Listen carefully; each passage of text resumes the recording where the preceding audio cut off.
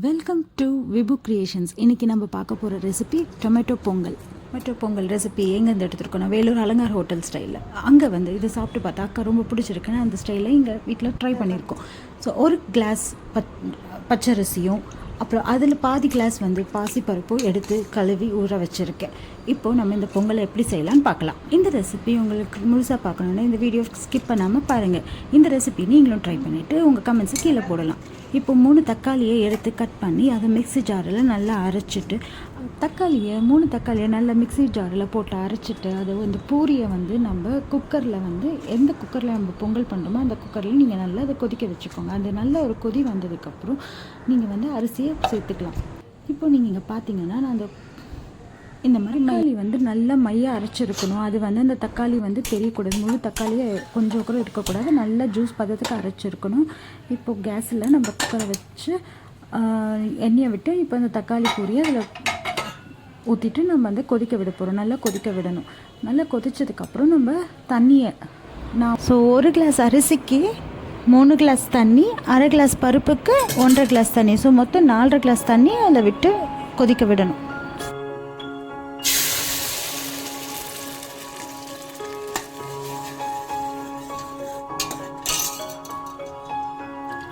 So இந்த ஸ்டேஜில் நீங்கள் தேவையான உப்பு ஆட் பண்ணிக்கலாம்.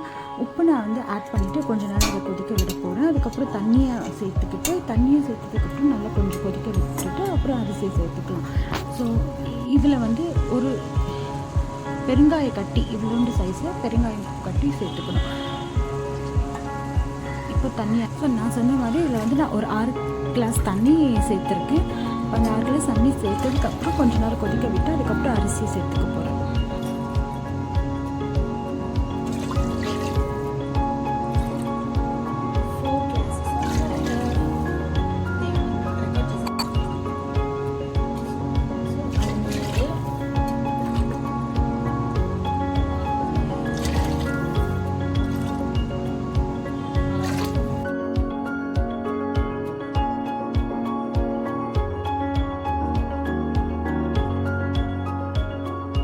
இப்போ தண்ணி நல்லா கொதி வந்துடுச்சு. இப்போ வந்து நம்ம டேஸ்ட் பண்ணி பார்த்துட்டு உப்பு பத்தலைன்னா உப்பு சேர்த்துக்கலாம். இப்போ நான் அரிசியும் சேர்த்துக்கிறேன் அதில்.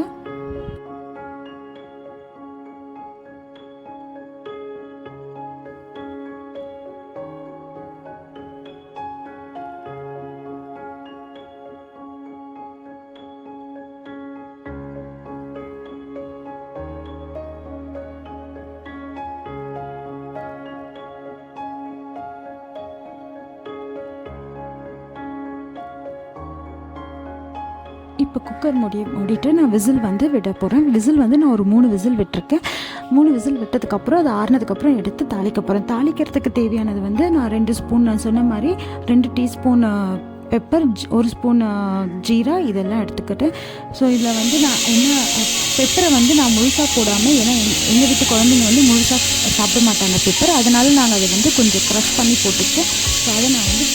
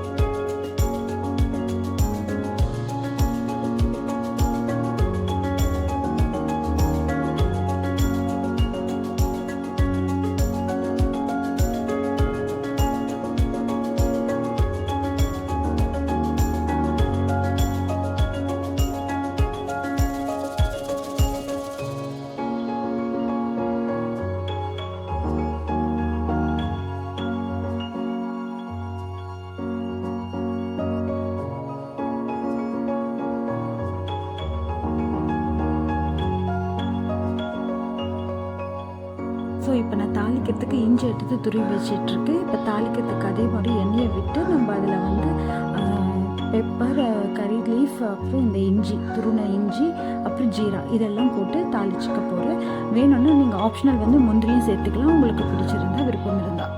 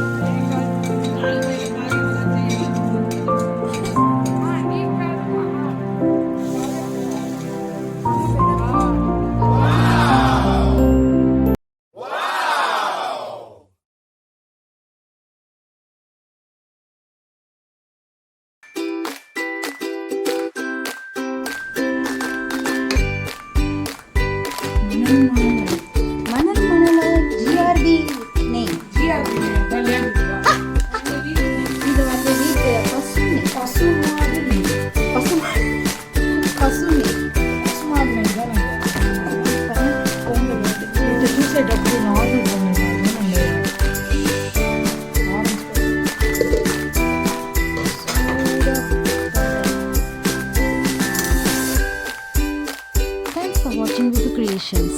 பிடிச்சிருந்தா சப்ஸ்கிரைப் பண்ணுங்கள், லைக் பண்ணுங்கள், ஷேர் பண்ணுங்கள். தேங்க்யூ.